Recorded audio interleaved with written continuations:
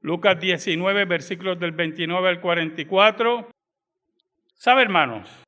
Había llegado la hora en Israel de que Jesús fuera proclamado como el Mesías.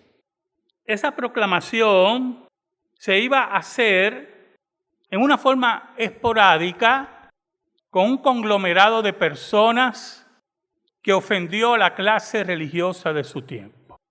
Y empezó con una cadena de eventos que Lucas nos enseña, las cuales nos hablan de la soberanía de Dios en la profecía, la soberanía de Dios en la vida de los hombres y el control de Dios de cada detalle. El versículo 29 nos ubica dónde está Jesús, principalmente en el Monte de los Olivos, que es en cierta medida la cumbre principal de la cordillera de norte a sur que pasaba adyacente al templo. Allí estaba Jesús. Desde allí da una orden. Le dice a 2 discípulos, el versículo 30, diciendo: id a la aldea de enfrente y al entrar en ella hallaréis un pollino atado, en el cual ningún hombre ha montado jamás, desatadlo y traedlo. Cuando hablamos de ese versículo, hablamos del cumplimiento profético que se encuentra en el Antiguo Testamento, principalmente en Zacarías. Y lo interesante es la insistencia o la descripción de Jesús de que este pollino nadie lo ha montado. Y eso es un detalle de realeza. Jesús es rey. Jesús merece lo mejor siempre. Jesús merece lo mejor de ustedes. Jesús merece lo mejor de mí. Cuando usted entrega mediocridades al reino de Dios, usted desprecia a su rey. Así de sencillo es esto. Cuando el tiempo que corresponde a Dios, usted lo entrega a otro, usted le ha dicho a su rey que no le importa. Así de sencillo es esto. Y entonces Jesús, mire la descripción de Jesús, que nadie lo haya montado, que ningún hombre ha montado jamás, desatarlo y traerlo. Entonces añade, va a ser utilizado para un propósito importante. Pero hay un problema, que tiene 2 P, propiedad privada. ¿Usted sabe lo que es la propiedad privada? Muy importante la propiedad privada para la democracia, ¿oyó? Cuando alguien habla en contra de la propiedad privada, es que quiere tomar su propiedad para que sea de él. Así de sencillo es esto. Y la propiedad privada es la base de nuestro sistema legal de libertades. Porque cuando los socialistas llegan al poder, van donde usted, ¿oyó? Y le dicen, queremos tu propiedad. Y usted dice, no, esta es mi casa. Los socialistas no van a discutir con usted, lo van a matar. Y ya perdió su casa y perdió su vida. Así de sencillo es esto. De sencillo. Si no me cree, pregúntele a todas esas personas que han salido de los países comunistas. Pero, en este caso, Jesús le da unas indicaciones a sus discípulos. Miren, Jesús se adelanta a la pregunta. En el versículo 31 dice, y si alguien os preguntare por qué lo desatáis, le responderéis así, porque el Señor lo necesita. ¿Usted oyó eso? ¿Quién lo necesita? No un político, no un buscón, no alguien que no tiene poder sobre usted, no alguien que no puede adquirir de usted nada, porque usted es dueño de su vida y usted entrega su vida a Dios y Dios se adueña de la misma y la controla y nadie puede venir donde usted a quitarle nada. Pero cuando hablamos del Señor, porque el Señor, mire cómo dice, el Señor lo necesita. Sabe, hermanos, cuando el Señor necesita nuestras vidas para su obra, no va a haber negativa que lo pueda impedir. Y cuando el Señor pide de ti tu vida y tu tiempo, te lo pide el Señor que te creó, te dio la vida. Y escuche, que cada vez que tú respiras, como yo, recuerda, hermano, cada vez que yo predico aquí, usted imagínese aquí un espejo, ¿yo? Para no estar repitiendo como yo. Como yo, cada vez que usted respira, respira un hálito de misericordia. De misericordia.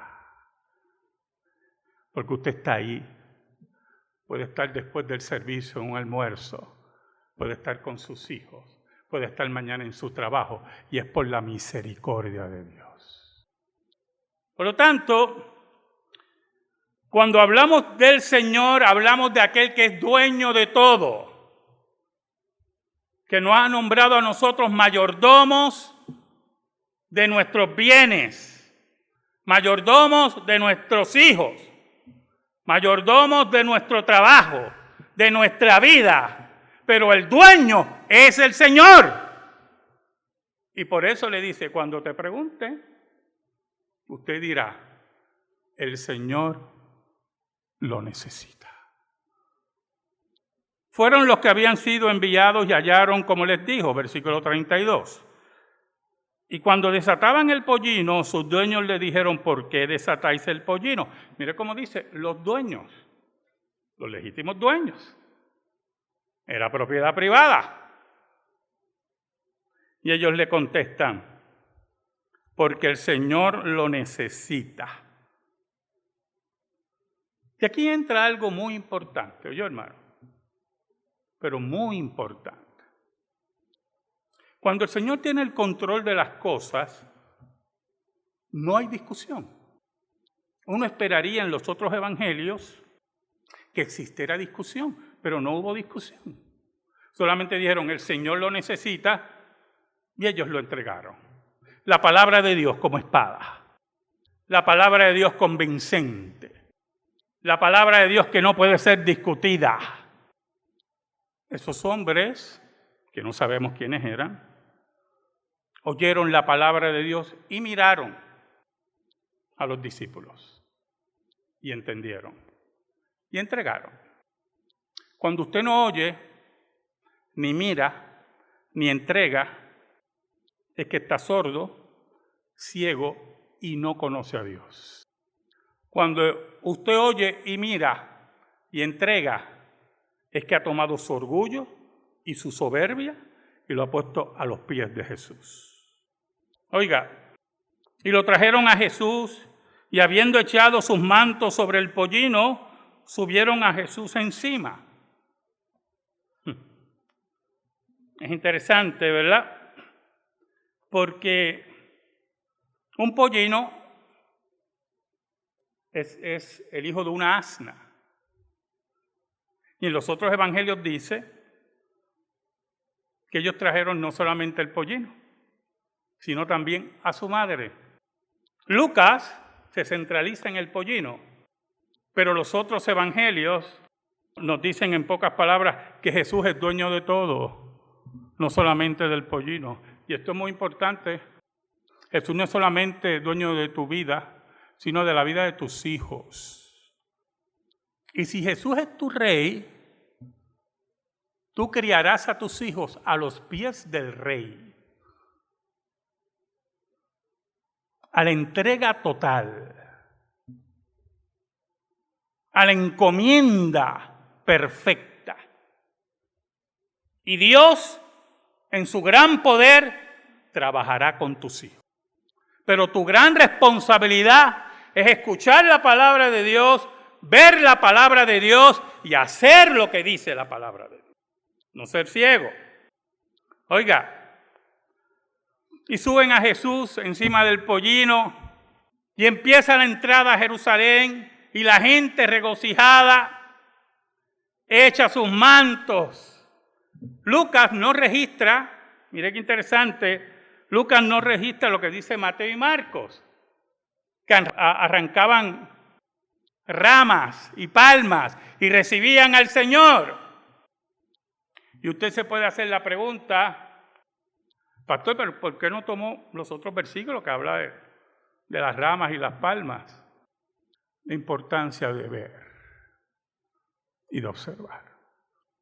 Oiga, y baja del monte de los olivos, dice el versículo 37, toda la multitud de los discípulos gozándose comenzó a alabar a Dios, grandes voces por todas las maravillas que habían visto, y las multitudes siguen a los discípulos y gritan y alaban, diciendo, bendito el Rey que viene en el nombre del Señor, paz en el cielo y gloria en las alturas. Y entonces en medio de esa euforia, escuche bien, esa euforia tremenda, qué peligrosas son las euforias, hermano. Qué peligrosas son. Porque no nos dejan interpretar, no nos dejan ver, no nos dejan introducirnos al alma y ver la realidad, si es por miedo, por intereses. Qué terribles son las euforias. Oiga, pero la euforia era tan tremenda y se oía en todo Jerusalén que la clase religiosa, ese grupo de envidiosos asesinos y criminales que eran los fariseos, ¿sabe? Le había comentado a ustedes de una ley que querían introducir en Israel, ¿se acuerdan? 2 rabinos, 2 super rabinos, 2 muchachos santos, prepararon unas leyes para prohibir hablar de Jesús en Israel. Pero los otros días estaba leyendo los detalles, ¿oyó? De las leyes de la santa ciudad. Oiga, todo aquel que le hablara a un menor de 18 años de Jesús son 2 años de cárcel en la ciudad santa. En los que quieren ir allá a bautizarse en el río Jordán, yo no sé para qué. 2 años de cárcel y multas. Y multas. Pero si habla después de los 18 años, mire qué cosa, mire qué fascismo, mire qué control, mire qué tiranía, es 1 año de cárcel. Entonces, si usted quiere coger menos cárcel, pues espere que cumpla 18 años. Entonces el primer ministro Netanyahu tuvo que ir a la televisión porque tenía 2 fanáticos imberbes, descontrolados mentalmente, en una democracia como Israel, buscando poner preso a los creyentes por hablar de Jesús. Usted tiene que ver, usted tiene que escuchar, usted tiene que entender que el Israel de Dios es la iglesia. Que aquí no hay ciudades santas. La única ciudad santa es la iglesia de Dios. Y el templo de nosotros es Cristo Jesús. Lógico, la ley no pasó porque solamente un grupo de animales pasaría una ley así. Pero esa es la mentalidad cuando usted no ve, no escucha y no analiza. Y allí estaban los fariseos protestando y diciéndole a Jesús que mandara a callar a la multitud, al maestro, al Rey de Reyes. Y Jesús hace una sentencia importante que nosotros tenemos que entender muy bien. Dios nunca se va a dejar sin testigos. La iglesia de Cristo nunca va a ser derrotada, hermano. Jesús dijo, Él respondió, les dijo, os digo que si estos callaran, las piedras clamarían. ¿Saben lo que le dijo Juan el Bautista a los fariseos? ¿Y ustedes se creen hijos de Abraham? ¿Ustedes se creen superiores espiritualmente porque descienden de Abraham? Oh, si Dios puede levantar hijos de Abraham de las piedras. Porque aquí el control lo tiene Dios. Dios es el cumplidor del pacto. Y ustedes no ven. El fariseísmo no veía. Era ciego, era sordo, no observaba bien. Ahora, escucha lo siguiente, hermano. Lucas es el único que registra estos pasajes, los que vamos a leer ahora. Lucas. Y cuando llegó cerca de la ciudad, al verla, lloró sobre ella. Jesús comienza a llorar. La importancia de llorar. la importancia de derramar nuestra alma delante del Señor. Si Jesús lo hizo. Y lloraba mirando a Jerusalén porque Jesús sí veía. ¿Sabe? La Biblia está llena de ciegos, de muchos ciegos. Pero uno de que siempre me ha llamado mucho la atención y que regularmente veo su película y la vuelvo a ver, la película que hizo Cecil DeMille, la gran producción, con Victor Mature como Sansón y Heidi Lamar, esa belleza de Dios, Sansón y Dalila. Y no había un hombre tan ciego como Sansón, con su fortaleza, con su carácter, con su pacto. Sansón era nazareo, un pacto que rompía. Y una mujer como Dalila supo engatusarlo. ¿Y sabe por qué, hermano? Porque estaba ciego. Posiblemente era fuerte, posiblemente era orgulloso, soberbio, como lo era. Al mismo tiempo un adolescente, porque en su alma era un adolescente. Hablaba del Dios verdadero, pero no lo vivía, no lo observaba. Y una mujer lo engatusa y lo derrota porque él creía que veía y no veía. Cuando le sacaron sus ojos, empezó a ver. Cuando la prueba llegó a tocar su vida íntimamente, empezó a ver. Cuando la prueba hirió lo más profundo de su ser, su orgullo, su soberbia, su maldita soberbia, entendió. Y ya no tenía los ojos físicos, pero tenía los ojos espirituales. Y posiblemente lleguemos a perder parte de nuestro físico y ahí entendamos al Dios verdadero, y cuando queramos ayudar, ya es tarde, porque no tenemos la forma de hacerlo. Y tiene que venir la tragedia a nuestra vida y el problema para entender. Y mire, el versículo 42 dice, diciendo, oh, si también tú conocieses a lo menos en este tu día lo que es para tu paz, mas ahora está encubierto de tus ojos. Si tú entendieras que el príncipe de paz está entrando, porque Jesús sabía el corazón de ellos, dice Juan. Y su corazón, hermanos, su corazón era solamente del espectáculo. Su corazón era frío, sin el calor de Dios, sin la responsabilidad que Dios exigía. Si ustedes entendieran, si ustedes vieran, dice Jesús. Versículo 43, porque vendrán días sobre ti cuando tus enemigos te rodearán con vallado y te sitiarán y por todas partes te estrecharán. Y en el año 70, Tito con sus ejércitos, el imperio más grande de la tierra en ese tiempo, rodeó a Jerusalén, la atacó, la hambrió, porque no podía entrar comida. Y poco a poco sitió la ciudad.